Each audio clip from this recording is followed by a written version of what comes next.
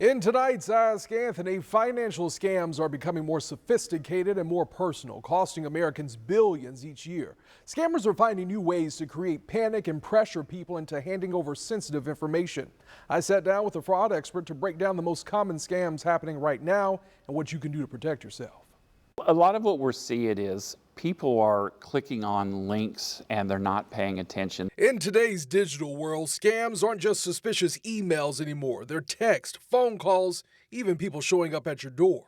The panic or the fear gets them at first. That fear is exactly what scammers are counting on. Chuck Meredith leads ViStar Credit Union's fraud department, and he says the most common scams right now start with a simple message, claiming you missed jury duty or even have a warrant out for your arrest. So they read this text that there's a possible warrant. Panic sets in immediate, and it says click this link and you can pay your fine. They go right to it and they start paying the fine to stay out of trouble. Others are even simpler, unpaid tolls or small charges, just a few bucks designed to look harmless. It is a small dollar amount. However, you just gave your credit card information to a live site that's going to be a lot bigger dollar amounts down the road. Then come the calls, someone claiming to be your bank, warning your account is at risk. You start giving your information to an unknown person over the phone, right off the cuff.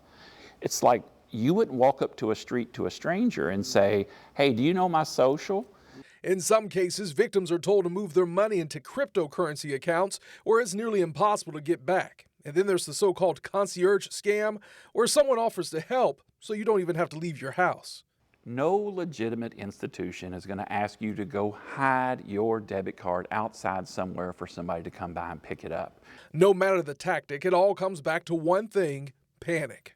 Don't panic. When that call hits you and you first start to feel flustered, just stop, think, start to take notes, see what the call is about, and then take your card out of your wallet and call that number specifically if you're uncertain. And if something does happen, speak up. If the members are helping try to stay vigilant and telling us when they see things and telling us little things that are going on with their accounts and being honest, that whole partnership is going to save a lot of heartache on both sides of the coin. And I spoke with Chuck Meredith for about 20 minutes. You can see the full conversation with our fraud expert right now on First Coast News Plus. Let's scan this QR code next to me to stream and watch for free. Remember, if you have a problem you just can't solve, you can always email me at askanthony@firstcoastnews.com.